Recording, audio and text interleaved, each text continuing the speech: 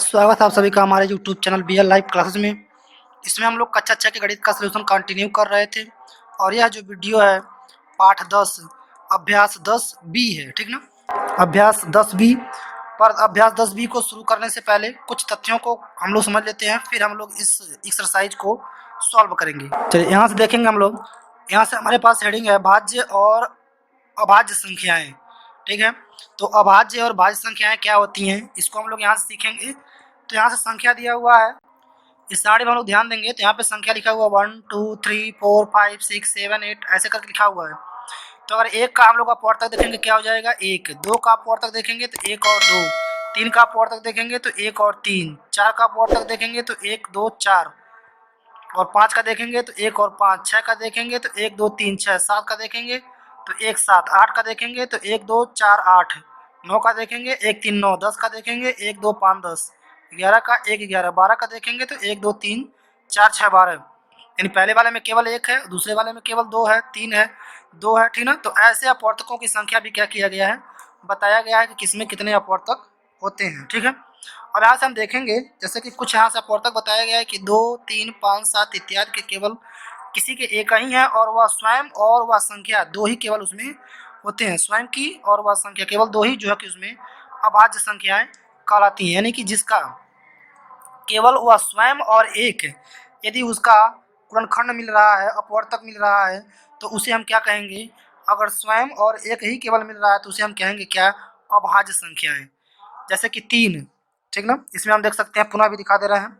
तो जिसका जिसका जैसे कि इसका एक है, इसका भी दो है, इसका भी दो है, इसका भी दो है, इसका भी दो है, ठीक ना। इसको नहीं, इसका दो है। तो जितने के दो हैं ये सब क्या है, इनको हम क्या कहेंगे, अभाज्य कहेंगे। क्या कहेंगे, अभाज्य कहेंगे, ठीक ना। इन्हें हम अभाज्य कहेंगे, ठीक है। और बाकी जिनका जिनका तीन चार पाँच ऐसे छः हैं उन्हें क्या कहेंगे, उन्हें कहेंगे हम भाज्य। क्या कहेंगे, उन्हें भाज्य। यानी कि वे कई संख्याओं से क्या हो जा रहे हैं, भाज्य, यानी कि कट जा रहे हैं। और यह जो अभाज्य हैं वे किसी भी संख्या से नहीं, या तो वह एक से कटेंगे या वे खुद के संख्या से ही कटेंगे, इसलिए उन्हें अभाज्य कहा जाता है। तो क्या लिखा गया, यहाँ पे लिखा गया है कि ऐसी संख्याएं जिसके अपवर्तक एक और स्वयं वह संख्या होती हैं, एक और स्वयं वह संख्या होती है, वे अभाज्य संख्याएं कहलाती हैं। और बाकी जिनके बहुत सारे हैं तो वे संख्याएं जिनके दो या दो से अधिक अपवर्तक हैं वे भाज्य संख्याएं कहलाती हैं। तो आपको अभाज्य और भाज्य समझ में आ गया होगा। यानी अभाज्य संख्याएं जिसका केवल एक और स्वयं वह संख्या होता है अपवर्तक, वह अभाज्य कहलाता है। और वे संख्याएं जिनका दो से अधिक अपवर्तक हैं उसे हम भाज्य संख्याएं कहते हैं। संख्या एक एक ही अपवर्तक है, यानी यह एक जो है कि एक का ही अपवर्तक है, दूसरा किसी का नहीं। अतः एक न तो भाज्य है और न ही अभाज्य है, इसे याद रखेंगे। कई बार जीके के प्रश्न में पूछता है कि एक भाज्य है कि अभाज्य है, ठीक ना। तो यहाँ पे स्पष्ट लिखा हुआ है क्योंकि यह एनसीईआरटी का बुक है, ये कई बार पेपर में भी पूछता है, बहुत सारे एग्जाम में जीके के। तो वहाँ पे हम बता पाएंगे कि एक न तो भाज्य है और ना ही अभाज्य है। चलिए यहाँ से पढ़ते हैं। कह रहा ऐसी संख्याएं जो केवल एक और स्वयं से पूरी पूरी विभाजित हों उन्हें अभाज्य संख्याएं कहते हैं। ऐसी संख्याएं जो एक और स्वयं के अतिरिक्त अन्य संख्याएं या संख्याओं से पूरी पूरी विभाजित होती हैं उन्हें भाज्य संख्या कहते हैं, ठीक ना। तो यह संख्याओं को हम लोग समझ पाए कि भाज्य और अभाज्य क्या होता है। आगे बढ़ते हैं। आगे अब हमारे पास है अभाज्य गुणनखंड। अभाज्य मतलब अभाज्य से 24 का गुणनखंड करेंगे तो दो 12 और भी 12 का करेंगे तो दो छः, छः का करेंगे अभी तो दो तीन, यानी कि दो गुणे दो गुणे दो गुणे तीन जो है कि 24 का क्या है, अभाज्य गुणनखंड है। यानी यह अभाज्य है, ठीक ना, यह अभाज्य है। अब इनका कोई गुणनखंड नहीं होगा, दो का तीन का कोई गुणनखंड नहीं होगा, पर इसका होगा। तो 24 क्या है, भाज्य है, लेकिन यह दो दो तीन क्या है, अभाज्य है, ठीक ना। तो ऐसे करके यहाँ पे इनके अभाज्य के बारे में बताया गया है। 48 का देखेंगे तो दो दो तीन सात अभाज्य आएगा, ठीक ना, ठीक है। तो यह अभाज्य संख्याएं निकालने के लिए यहाँ पे हम लोग समझेंगे कि अभाज्य गुणनखंड क्या होता है। तो अभाज्य गुणनखंड मतलब उसको यानी उस संख्या को ऐसे गुणे के रूप में, गुणनखंड के रूप में लिखा जाए और पुनः गुणा करने पर वह संख्या पुनः क्या हो जाए, वापस मिल जाए। जैसे यहाँ पे 24 है, 8 3 24 लिख रहे हैं तो आएगा उतना ही, ठीक ना। किसी भी तरह से आप 24 को लिखेंगे, 6 चौको 24 तो चार का भी दो बार तोड़ेंगे, फिर 6 का भी तोड़ेंगे तो आएगा उतना ही, ठीक ना। मान में कोई परिवर्तन नहीं होगा, आएगा उतना ही। तो यह होगा क्या, इसको हम कहेंगे अभाज्य गुणनखंड, ठीक ना। चलिए आगे देखते हैं। यहाँ पे कहा जा रहा है कि किसी भाज्य संख्या के अभाज्य गुणनखंडों की संख्या निश्चित होती है, सही है। यानी कि अभाज्य गुणनखंडों की जो संख्या है वह निश्चित होगी, ज़्यादा या कम नहीं होगी, परंतु गुणनखंडों का क्रम कुछ भी हो सकता है, गुणनखंडों का क्रम घट बढ़ सकता है। जैसे यहाँ पे 48 का 2 से काटेंगे पहले, 42 पुनः 42 को 2 से काटेंगे 21, फिर 3 से काटेंगे तो 7 3 21, तो आया क्या 2 गुणे 2 गुणे 3 गुणे 7, 2 गुणे 2 गुणे 3 गुणे 7, ठीक ना। तो इस तरह से हम इसका अभाज्य गुणनखंड ज्ञात कर सकते हैं, ठीक ना। अभाज्य गुणनखंड जैसे 12 का लिखें, 12 का लिखें तो आपको पता है 4 तिहाई 12, तो ठीक ना। अभी 4 का पुनः टूटेगा, क्या टूटेगा 2 गुणे 2, ठीक ना, और 3 है, तो यह हो जाएगा इसका क्या अभाज्य गुणनखंड, ठीक ना। इसको अब उसके बाद कह रहा है कि गुणनखंड वृक्ष, तो गुणनखंड वृक्ष क्या होता है, इसी 12 को ही हम क्या करें, 12 यहाँ हो गया, अब 12 का 2 बना क्या 4 और 3, ठीक ना। 12 का 2 बना 4 और 3, अब 4 का बनाए तो क्या बनेगा 2 और 2, ठीक ना, बनेगा ना, तो ये क्या बन गया एक वृक्ष बन गया। तो ऐसे जैसे यहाँ पे 90 को लिया गया तो 15 6 का 90, ठीक ना, 2 पार्ट बना। अभी देखेंगे 15 का भी बनेगा और इसमें 6 का भी बनेगा, दोनों का बनेगा, ठीक ना। तो 15 का बन गया 3 और 5, और 6 का भी अभी और बनेगा। 6 का हम लोग बना सकते हैं क्या, 6 का बना सकते हैं 3 और 3, ठीक ना।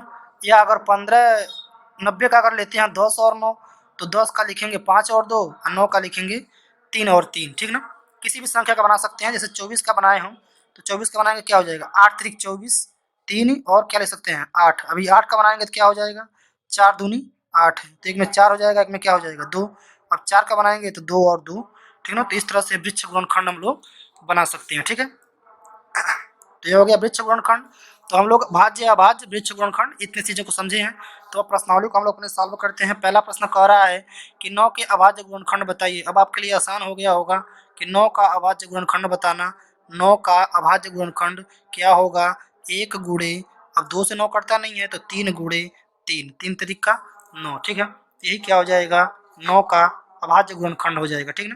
तो आपके लिए बताना अब आसान, आप एक लिखें या ना लिखें, केवल आप 3 गुणे 3 भी क्या कर सकते हैं लिख सकते हैं। किसी का भी अभाज्य गुणनखंड पूछे आप ऐसे ही बताना, ठीक ना। 4 का पूछे तो आप कहेंगे 2 गुणे 2, ठीक ना। 6 का पूछे तो कहेंगे 2 गुणे 3, ठीक ना। 12 का पूछे तो 4 3 12, 2 गुणे 2 गुणे 3, ठीक ना। किसी भी संख्या का पूछे, 27 का पूछे तो 9 तरीक 27, 3 गुणे 3 गुणे 3, ठीक ना। ऐसे आप अभाज्य गुणनखंड क्या कर सकते हैं बता सकते हैं। चलिए आगे बढ़ते हैं, यह तो हो गया इसका उत्तर, ठीक ना। अगला देखते हैं प्रश्न नंबर 2। प्रश्न नंबर 2 कह रहा है यहाँ पे, यदि किसी संख्या के अभाज्य गुणनखंड 2 2 3 है तो वह संख्या है। अच्छा ठीक, अब बताइए संख्या का अभाज्य गुणनखंड दिया है, यानी कि अभाज्य गुणनखंड गुणनखंड अभाज्य गुणनखंड दिया है क्या क्या 2 2 3, ठीक ना। तो हम लिख सकते हैं 2 गुणे 2 गुणे 3 कितना आएगा, 2 गुणे 2 कितना आएगा 12, यानी 12 का क्या है यह अभाज्य गुणनखंड है, तो इसका उत्तर हो जाएगा 12। आगे बढ़ते हैं क्वेश्चन नंबर 3। क्वेश्चन नंबर 3 कह रहा है एक संख्या के गुणनखंड 8 और 3 है तो उनके अभाज्य गुणनखंड बताइए, ठीक ना। तो हल में हम लोग लिखेंगे, यानी संख्या का गुणनखंड, तो गुणनखंड दिया है क्या 8 और 3, ठीक ना। तो संख्या यानी कि अभाज्य गुणनखंड ढूंढेंगे हम, अभाज्य गुणनखंड अगर देखेंगे, गुणनखंड अगर हम निकालेंगे तो हमारे पास क्या मिलेगा, हमारे पास मिलेगा 8 गुणे 3, 8 का भी हम करेंगे और 4 गुणे 2 गुणे 3, अभी 4 का और करेंगे तो जाएगा 2 गुणे 2 गुणे 2 गुणे 3, ठीक ना। तो यह इतना हो जाएगा 2 गुणे 2 गुणे 3 गुणे 2 गुणे 2 गुणे 3, जो है कि हो जाएगा इसका अभाज्य गुणनखंड, ठीक ना। उस संख्या का जिसका गुणनखंड 8 और 3 क्या किया गया है दिया गया है, तो ये क्या हो गया इसका आंसर हो गया, ठीक ना। आगे बढ़ते हैं, देखते हैं क्वेश्चन नंबर 4। तो यहाँ से हमारे पास क्वेश्चन नंबर 4। क्वेश्चन नंबर 4 में कहा जा रहा है कि संख्या 60 के लिए दो भिन्न भिन्न गुणनखंड वृक्ष दिए गए हैं, अज्ञात संख्याओं को अपने अभ्यास पुस्तिका पर क्या कीजिए लिखिए। तो 60 का तो यहाँ पे दे दिया, 6 दहा में 60, अब 6 का क्या होता है 3 दूना 6, तो क्वेश्चन मार्क की जगह क्या भरेंगे 3 भरेंगे, इसमें क्या भरेंगे 3 भरेंगे, ठीक ना। अब 5 दूना 10 होता है तो इसमें क्या भरेंगे 2 भरेंगे, ठीक। अच्छा इसका देख लेते हैं, तो 60 का तो 30 दूना 60, इसमें क्या भरेंगे 2 भरेंगे, ठीक है। अब 10 तिहाई 30, इसमें क्या भरेंगे 3 भरेंगे, ठीक। और 5 दूना 10, तो 2 इसमें भर सकते हैं, 5 इसमें, या 5 इसमें, 2 इसमें, किसी में भर सकते हैं। तो इस तरह से हम इसमें क्या कर सकते हैं, इसको और इसको फिल कर सकते हैं। तो यह हो जाएगा इस प्रश्न का हल। ठीक है, चलिए आगे बढ़ते हैं। आगे हम देखेंगे क्वेश्चन नंबर 5। तो यह हमारे पास है क्वेश्चन नंबर 5। क्वेश्चन नंबर 5 में कह रहा है, यहाँ पे क्वेश्चन नंबर 5 में कह रहा है कि 4 संख्याओं की सबसे बड़ी संख्या लिखिए और उसे अभाज्य गुणनखंड के रूप में क्या कीजिए, और लिखिए या व्यक्त कीजिए।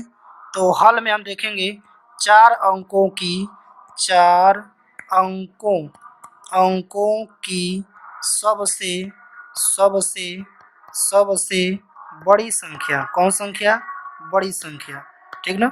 4 अंकों की सबसे बड़ी संख्या, तो क्या होगा, आप बताइए क्या होगा, ठीक ना। 4 अंकों की सबसे बड़ी संख्या 9999, ठीक ना। यानी कि 4 ठो 9 लिखेंगे तो हो जाएगा 9999, 9999, ठीक ना। अब हमें क्या करना है, इसका हमें इसका लिखना है क्या, अभाज्य गुणनखंड, अभाज्य अभाज्य गुणनखंड, गुणनखंड, अभाज्य गुणनखंड करेंगे हम किसका, तो इसका हम अभाज्य गुणनखंड लिखेंगे किसका, 999 का। तो पहले तो कटेगा 3 से, 3 से काटेंगे तो 3 त्रिक का 9, 3 त्रिक का 9, 3 त्रिक का 9, 3 त्रिक का 9, यह हो जाएगा। फिर अभी 3 से कटेगा, ठीक ना। तो 3 से लिखेंगे तो क्या हो जाएगा, 1 1 1 1, ठीक ना। अभी किससे कटेगा, अभी 11 से कटेगा, 3 गुणे 3 गुणे 11, 11 से कटेंगे क्या होगा, 11 कम में 11 0, 11 कम में 11 क्या हो गया, 101 होगा। तो अब यह जो है कि नहीं कर पाएगा, तो यही हमारा क्या हो जाएगा, आंसर हो जाएगा क्या, 3 गुणे 3 गुणे 11 गुणे 101, 3 गुणे 3 गुणे 11 गुणे 101, ठीक ना। तो इस तरह से हम इसको लगा सकते हैं। अगर आपको ऐसे नहीं आ पा रहा है तो आप कहीं बगल में रफ कार्य कर सकते हैं, क्या कर सकते हैं, 9999 का एलसीएम, क्योंकि अभी तो एलसीएम बताया नहीं गया है, अभी आगे एलसीएम आएगा, पर आप ऐसे काट सकते हैं, ठीक ना। 3 से काटेंगे इसको, 3 त्रिक का 9, 3 त्रिक का 9, 3 त्रिक का 9, फिर 3 से काटेंगे इसको 1 1 1 1, फिर काटेंगे इसको 11 से, तो 11 कम में 11 जीरो बचेगा, फिर 11 कम में 11, तो यही 3 3 3 1 और 11 जो है कि क्या होगा, आंसर आएगा, ठीक ना। तो इस तरह से हम क्या कर सकते हैं, इसको सॉल्व कर सकते हैं, ठीक है। तो यह हो गया हमारा आंसर। आगे बढ़ते हैं क्वेश्चन नंबर 5। तो यहाँ देखेंगे हम क्वेश्चन नंबर 5, यहाँ कह रहा है कि 5 अंकों की सबसे छोटी संख्या लिखिए और अभाज्य गुणनखंड कीजिए। चलिए हल लिखेंगे हम। अब लिखेंगे 5 5 अंकों की सबसे सबसे छोटी संख्या, सबसे छोटी संख्या, ठीक है। तो सबसे छोटी संख्या, अब 5 अंकों की सबसे छोटी संख्या क्या होगी, छोटी संख्या 1 2 3 4 5, ठीक ना। यह हो गया 5 अंकों की सबसे छोटी संख्या। अब हमें क्या करना है, इसका करना है अभाज्य अभाज्य गुणनखंड, गुणनखंड, अभाज्य गुणनखंड करना है इसका हमें। तो देखिए बड़े ध्यान से, अभाज्य गुणनखंड करने के लिए आप ऐसे ही कर सकते हैं, ज़्यादा कुछ करने की जरूरत नहीं है इसमें, ठीक ना। किससे कटेगा, पहले 2 से कटेगा, 2 उठाइए और 2 से इसमें भाग दीजिए, इसमें 2 से क्या कीजिए, भाग दीजिए, और जो आ रहा है बीच में बच रहा है यहाँ लिखिए, ठीक ना, साथ में हमारे कीजिए, तो आप अच्छे से कर पाएंगे। 2 से करेंगे, 2 5 10, 2 तो 10 हो गया, 3 जीरो बचा, 3 जीरो क्या करेंगे, इसी में लिख देंगे। फिर नीचे लिखिए 2 गुणे, ठीक ना। अब 2 गुणे, अब इसको हम यहाँ से हटा देंगे, ठीक है। अब उसको चलिए, अब इसमें अब 5 अब इसमें है, ठीक है। अब इसमें हम फिर 2 से भाग देंगे, किससे, 2 से। चलिए अब हमारे साथ भाग दीजिए, 2 से इसमें भाग देंगे तो 2 दूना 4, 1 बचेगा, 2 5 10, अब कितना जीरो बचा, 2 जीरो बचा, ठीक ना। तो यह हो गया इसका, इसमें भाग दिए तो इतना आ गया। अब हमारे जो 2 2 है, जो इसको ऐसे लिखेंगे, ठीक ना, लिख देंगे। अब इसमें फैन किसका किसका, 2 से फैन कटेगा, अभी 2 से फैन भाग देंगे, 2 एक कम में 2, 2 दूना 4, 2 5 10, अब 1 जीरो बचेगा, ठीक है। फिर इसमें 2 से भाग देंगे, अभी 2 से फैन कटेगा ये, तो 2 गुणे 2 गुणे 2 गुणे 2, अब 2 से भाग देंगे इसमें, तो आ जाएगा आपके पास कितना, 2 से भाग देंगे इसमें तो 2 छक्के 12, ठीक है। और कट गया, 2 दूना 4, 2 5 10, अब इतना आ गया। अब जो है कि 2 से नहीं कटेगा, ये किससे कटेगा, 5 से, ठीक है, किससे कटेगा, 5 से। तो बाकी सबको नोट कर लेंगे, 2 गुणे 2 गुणे 2 गुणे 5 से काटेंगे, 5 इसमें भाग देंगे तो 5 कम में 5, 1 बचा, 5 दूना 10, 5 में 25, 125 आ गया। फिर उसमें 5 से करेंगे तो 2 गुणे 2 गुणे, बाकी उनको ऐसे नोट करते जाएंगे, ठीक ना। कोई घबराने की जरूरत नहीं है, नोट करते जाएंगे इनको। अब 125 को करेंगे किस में, 5 गुणे 5 यानी कि 5वां में 25 यानी 25 तो हो जाएगा यहाँ पे 5 गुणे 25। एक बार और काटना पड़ेगा अभी, ठीक है। चलिए एक बार और, 2 गुणे 2 गुणे 2 गुणे 2 गुणे 5 गुणे 5 गुणे, अब 25 को लिखेंगे क्या, 5 गुणे 5, ठीक है। तो यह हो जाएगा इस प्रश्न का उत्तर। काफ़ी लंबा हुआ है, ठीक ना, क्योंकि इसमें बहुत सारे हैं, ठीक ना। तो क्या क्या हो गया, एक यानी दो, 2 गुणे 2 गुणे 2 गुणे 2 गुणे 5 गुणे 5 गुणे 5, ठीक है। तो इस तरह से आप इसका आंसर जो है कि बता सकते हैं। यानी संख्या हो गया हमारे पास और 10,000। अब 10,000 का जब हमने गुणनखंड किया, ठीक ना, अभाज्य गुणनखंड, तो 1 2 3 4 4 जो है कि 2 आया है, 4 जो है कि 2 आया है, और 4 जो है कि 5 आया है, ठीक ना, यानी 4 जो है कि 5 आया है। तो इस तरह से जो है कि संख्याएं आए हैं, तो ये क्या हमारा उत्तर हो गया, ये जो है कि हमारे अभाज्य गुणनखंड हो गया, ठीक है। चलिए अगला देखते हैं, क्वेश्चन नंबर 6। क्वेश्चन नंबर 6, यह रहा क्वेश्चन नंबर 6। क्वेश्चन नंबर 6 कह रहा है 1728 का अभाज्य गुणनखंड भाग विधि। चलिए भाग विधि, तो जैसे करते ना लॉसो विधि, तो वह लॉसो विधि क्या कहलाता है, भाग विधि।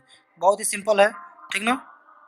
चलिए यहाँ पे मैं सलाह दे रहा हूँ, अगर किसी को कोई दिक्कत हो रहा है तो आप कमेंट कर सकते हैं, ठीक ना, क्योंकि सबके मन की बात मैं नहीं जान पा रहा हूँ कि क्या होता है, किसको आ रहा है किसको नहीं आ रहा। तो चलिए अब यहाँ पे हम क्या कर सकते हैं, अब 2 से इसमें क्या करेंगे, भाग देंगे। 2 से मैं बिल्कुल सिंपल बेसिक तरीके से आपको बता रहा हूँ, ठीक ना। 2 से इसमें क्या करना है, हमें भाग देना है। और 2 से जब भाग देंगे तो उसको कहाँ लिखेंगे, नीचे लिखेंगे। तो 2 से अगर भाग दें हम, तो 2 अठे 16, 2 अठे 16, 1 बचेगा, 2 बचेगा, 2 छके 12, खत्म, 8 आएगा नीचे, और 2 चौको 8, ये भी खत्म हो गया। तो यही आया हमारा, ठीक है। तो इसको मैं मुजबानी भी कर सकते हैं, अगर आपको करते करते जब प्लास्टिक हो जाएगा तो यहाँ लिखेंगे 2 अठे 16, 1 बचा, 2 छके 12, 2 चौको 8। फिर इसमें 2 से करेंगे तो 2 चौको 8, 2 तिया 6, 2 दूना 4, ठीक है। चलिए फिर इसमें 2 से करेंगे, हाँ, तो अब यहाँ से हम भाग देंगे 2 से, तो 2 दूना 4, और 2 एकम में 2, और 2 छक्के 12, पुनः 2 से करेंगे इसमें, तो 2 एकम में 2, 2 अट्ठे 16, यहाँ पे 0 बढ़ाना पड़ेगा क्योंकि एक अंक उतारेंगे तो वहाँ पे 0 देना पड़ेगा उसे, ठीक ना। फिर 2 से करेंगे तो 2 पाँचे 10, 2 चौको 8, पुनः 2 से करेंगे तो 2 दूना 4, 2 सत्ते 14। अब ये 3 से कटेगा, ठीक ना, क्योंकि 2 से नहीं कटेगा ये, तो 3 से काटेंगे तो 3 नवा 27, फिर 3 से काटेंगे तो 3 से कटेगा, और फिर 3 से काटेंगे तो नीचे क्या आ जाएगा, 1, नीचे आ जाएगा 1, ठीक ना। अब यहाँ से यह खत्म हो जाएगा, 1 आ जाएगा। चलिए तो यहाँ तक यह जो है कि हमारे क्या हो गए, गुणनखंड हो गए। अब क्या क्या गुणनखंड हुआ है उसको मैं यहाँ पे लिख दे रहा हूँ, ठीक ना। यानी कि 1728 का जो अभाज्य गुणनखंड है वो आया हमारे पास 2 गुणे 2 गुणे 2 कितना है, और 1 1 2 3 4 5 6 6 है, 1 2 3 4 5 6। उसके बाद क्या है, 1 2 3 को 3 है, ठीक ना, 1 2 3 को 3 है, ठीक है। तो यह क्या हो गया, इसका उत्तर हो गया, ठीक ना, 7वां का। यानी कि 1 2 3 4 5 6, 6 को क्या है, 2 है, 6 क्या है, 2 है, और जो है कि और 3 देखा तो 1 2 3, 1 2 3, 3 जो है कि इसमें 3 है, ठीक है। तो ये जो है कि इसका आंसर हो गया। तो 1728 का हम लोग जान पाए क्या, अभाज्य गुणनखंड, वो भी किस विधि से, भाग विधि से, किस विधि से, भाग विधि से, ठीक है। चलिए क्वेश्चन नंबर 7, क्वेश्चन नंबर 7 में कह रहा है निम्नांकित संख्याओं के अभाज्य गुणनखंड ज्ञात कीजिए, ठीक ना, विधि नहीं लिखा हुआ है, तो हम इसको बिल्कुल सिंपल तरीके से आपको बता दे रहे हैं। जैसे 1 1 2 का करना है, तो अब 112 है, तो अब 2 से इसमें भाग दे सकते हैं, ठीक ना, 2 पाँचे 10, 2 छक्के 12, ठीक है। अब फिर इसमें आप 2 ऐसा ना दीजिए, फिर 2 से भाग देंगे इसमें, तो 2 दूना 4, 2 अट्ठे 16, पुनः इसमें 28 में 2 से करेंगे तो 2 गुणे 2, 14 दूना 28, ठीक ना, तो 14, पुनः करेंगे तो 2 गुणे 2 गुणे 2 गुणे 7 दूना 14, यानी कि 2 गुणे 7, यह क्या हो जाएगा, इसका आंसर, ठीक है। अभाज्य गुणनखंड इसका हो गया। डायरेक्ट मैं लिख रहा हूँ, मैं डायरेक्ट भी लिख सकता हूँ कि 2 गुणे 2 गुणे 2 गुणे 2 गुणे 7, ठीक है, पर कैसे आया आप वो ना जान पाएंगे, ठीक ना। तो इस तरह से आप लाएंगे तो आप चीज़ों को जान पाएंगे कि किस तरह से यह आ रहे हैं। 120 का, तो 2 गुणे 2 से कटेगा या 2 छक्के 12, 60 ही होगा, पुनः 2 से करेंगे तो 2 से करेंगे इसमें कितने बार में 30 हो जाएगा, पुनः उसके बाद से 2 गुणे 2, 2 आ गया, फिर 2 में करेंगे तो 15 दूना 30, 15 हो जाएगा। अब 2 गुणे 2 गुणे 2, अब 15 कटता किससे, 3 से, और 5 से। तो ये क्या हो जाएगा, इसका आंसर हो जाएगा, ठीक ना। तो 2 का आंसर, ठीक। आगे बढ़ते हैं 135। तो 135 के लिए हम इसे इरेज करेंगे। चलिए अब यहाँ पे 135 का हमें करना था, तो 135 का करेंगे 135 135 का। हाँ, तो इसको हम लोग काटेंगे 3 से, ठीक है। तो 3 से काटेंगे तो 3 से भाग देंगे इसमें, 3 चौक को 12, 1 बचा और 3 पचे 15, ठीक ना। पूरा हम 3 से काटेंगे इसको 45 को, तो 3 से काटेंगे, तो 3 से काटेंगे इसमें 3 एकम में 3, 3 पचे 15, फिर हम 3 को और 3 ही देंगे और 15 को फिर काटेंगे तो 3 पचे 15। तो यह क्या हो जाएगा, इसका उत्तर हो जाएगा 135 का। उसके बाद है 140, 140। तो हम 140 लिखेंगे। 140 का ये करता किससे है, 2 से। तो 2 से काटेंगे तो 2 सत्ते 14, 70, फिर हो जाएगा 2 से काटेंगे। अब 70 किससे कटता है, 2 से काटेंगे तो कितना हो जाएगा, 35, ठीक ना। अब जो है कि 2 गुणे 2, अब 35 को काटेंगे तो कटेगा किससे, 5 से। तो 5 सत्ते 35, तो यह क्या हो जाएगा, इसका आंसर हो जाएगा, ठीक ना। तो यहाँ तक हो गया। अब 150 का करेंगे हम लोग, तो इसको इरेज करेंगे पहले। चलिए इसको इरेज कर लेते हैं। चलिए अब हम लिखेंगे किसका, 150 का। तो 150 का कैसे कटेगा, या कटेगा 2 से। 2 से काटेंगे तो हो जाएगा 2 सत्ते 14, 1 बचेगा, 2 पचे 10, ठीक ना। फिर 2 से, अब हम 2 तो ऐसे रहने देंगे।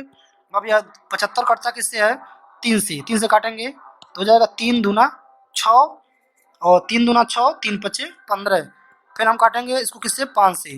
तो 3 रहने देंगे, इसको काटेंगे 5 गुणे 5। तो ये क्या हो जाएगा, इसका आंसर हो जाएगा, ठीक है। एक और है 1228। तो 1228 को हम पहले काटेंगे 2 से। 2 से काटेंगे तो 2 छक्के 12, और 2 एकम में 2, 2 चौक को 8, इतना जाएगा। फिर इसको काटेंगे 2 से। तो 2 गुणे, अब 2 से इसमें भाग देंगे, ठीक ना। तो 2 3 6, 2 सत्ते 14, ठीक है। अब 2 से हो गया, 2 से भी, हाँ, अब यह जो कि नहीं कटेगा, ठीक ना। तो यही हमारा क्या हो जाएगा, उत्तर हो जाएगा। अब यह जो कटेगा नहीं, ठीक है। तो इतना ही हमारा आंसर हो जाएगा, 2 गुणे 2 गुणे 360, ठीक ना, क्योंकि 360 किसी अंक से कटेगा नहीं। तो यह हो गया इन सभी संख्याओं का जो है कि अभाज्य गुणनखंड, ठीक है। अब आगे देखते हैं क्वेश्चन नंबर जो है कि 9, ठीक है। तो यहाँ पे हमारे पास क्वेश्चन नंबर 9। क्वेश्चन नंबर 9 क्या कह रहा है कि 80 और 90 के बीच अभाज्य संख्याएं हैं, ठीक ना। तो अब हाल में हम लोग देख लेंगे, ऑप्शन की तरह दिया हुआ है कि 80 और 90 के बीच में कौन कौन से जो है कि अभाज्य संख्याएं हैं। तो अब यह पहला 80 और 90 के बीच हम अभाज्य संख्याएं लिख भी लेते हैं, ठीक ना, तब फिर हम जानने में हमें आसानी होगी।